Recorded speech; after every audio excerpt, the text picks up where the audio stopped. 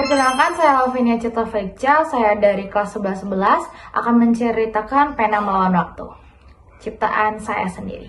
Di penghujung abad ke-19, di tengah hiruk-pikuk kota Surabaya, hiduplah seorang pemuda pribumi yang pikirannya melampaui zamannya.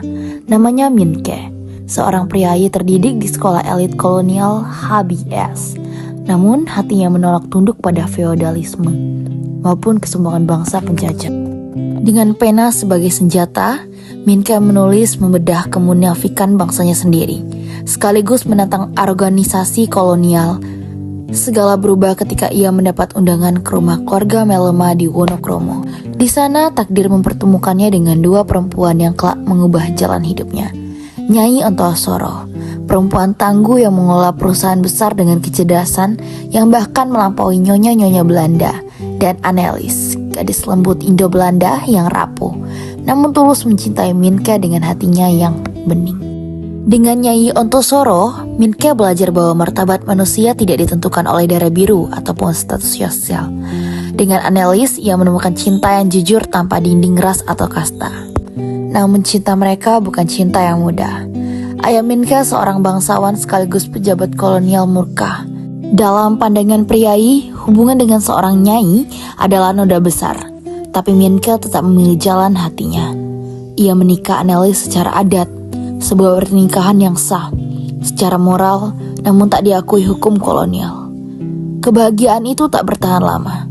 Setelah kematian Tuan Melema, muncul Mauritius, anak sah dari Eropa, yang menuntut warisan sekaligus hak perwalian atas Annelies. Di pengadilan kolonial, Minke dan Nyai Ontosoro berjuang dengan logika, keberanian, dan kemanusiaan. Namun hukum kolonial terlalu kejam. Nyai Ontosoro dianggap bukan siapa-siapa, sekadar gundik tanpa hak. Annelies ditetapkan menjadi milik keluarga Belanda dan harus dikirim ke Eropa. Hari perpisahan pun tiba.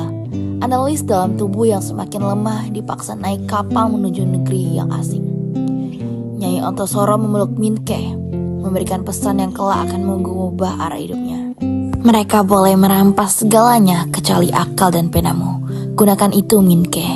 Tulis perjuangan kemanusiaan kita. Kapal perlahan menjauh. Minke berdiri tanpa daya, menyaksikan cintanya direbut oleh hukum yang tak kenal rasa. Namun dari luka itulah tumbuh api perjuangan. Ia menggenggam penanya, dan sejak hari itu pena Minke tak lagi hanya menulis kisah penanya menjadi senjata. Karena Minke bukan sekedar tokoh cerita, ia adalah bayangan dari sosok nyata Raden Mas Tirto Adiswarjo, pendiri pers modern Indonesia, yang menjadikan tulisan sebagai petir yang menyadarkan bangsanya. Pedang mungkin bisa melukai tubuh, tapi tulisan dapat melukai keangkuhan. Minke mencintai tanpa memandang kulit, melawan tanpa memandang takut, dan berdiri tegak sebagai manusia yang menolak tunduk. Ia menulis untuk bangsanya. Ia menulis untuk mengalahkan waktu, karena pada akhirnya penjajah bisa merampas harta, keluarga, dan cinta. Tapi tidak sekalipun mereka bisa merampas suara dari pena yang menyala. Inilah kisah Pena Melawan Waktu, kisah tentang cinta, perlawanan, dan martabat manusia. Dan inilah cerpen dari Lavinia Cerita Felicia.